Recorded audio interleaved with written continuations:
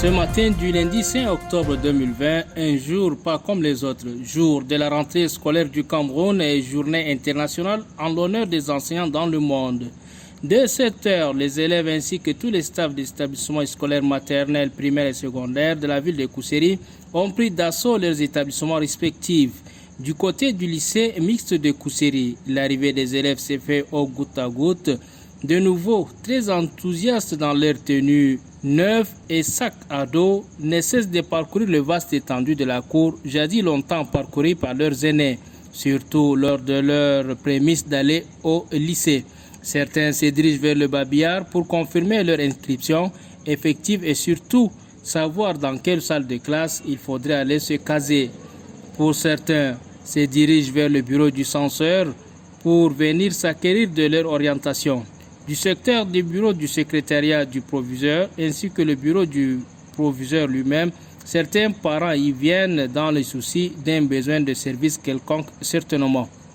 Non loin de là, du lycée, le collège catholique bilingue Louis Charpenette, l'un des fleurons des établissements de la ville de Kousséri dans sa structure, n'est pas synonyme d'une vertu spécifiquement catholique, juste de nom, car toutes les obédiences religieuses se trouvent ensemble pour recevoir les connaissances avec un respect mutuel et un cadre propice de réussite dans le vivre ensemble, socle d'une parfaite symbiose entre les religions dans la recherche du savoir.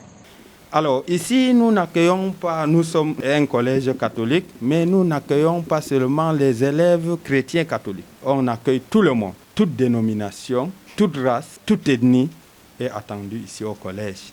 La preuve est que, en termes de pourcentage, les élèves musulmans ici occupent 51%, les catholiques occupent 32%, les protestants occupent jusque-là 13%, les autres dénominations occupent 4%, dont l'établissement est ouvert à tout le monde, sans distinction.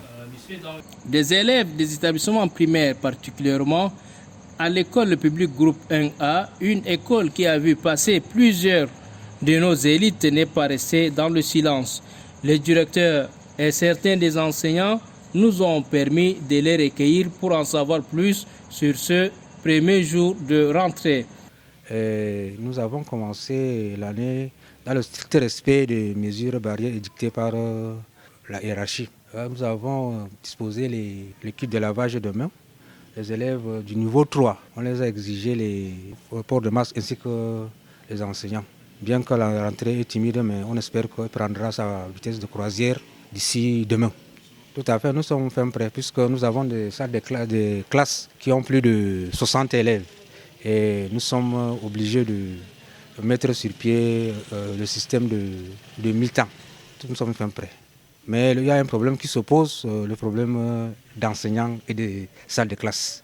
Et nous espérons que les parents ainsi que la commune se mettront à l'œuvre et nous aider pour mettre vraiment en pratique. Le tableau figé au mur reçoit le grincement de craie affichant cette somptueuse date doublement historique, le 5 octobre 2020, jour de la rentrée scolaire et jour consacré dans le monde entier aux valeureux enseignants et plus particulièrement à l'enseignant camerounais dans notre cher triangle national. Le travail que nous faisons ici, ça ne suffit pas. Il faudrait que les parents également s'y mettent à la maison. Mais quand nous travaillons ici avec les enfants et que nous donnons les exercices, les enfants doivent les encadrer à la maison, travailler avec eux. Et là, ça va nous permettre de mieux faire notre travail ici à l'école. Et nos enfants également, je leur souhaite un bon retour ici à l'école. Certains se souviendront que nous avons été visités par monsieur le préfet du département de Lougo-Nechari en date de ce 5 octobre 2020. Bonne rentrée aux élèves et bonne fête aux enseignants.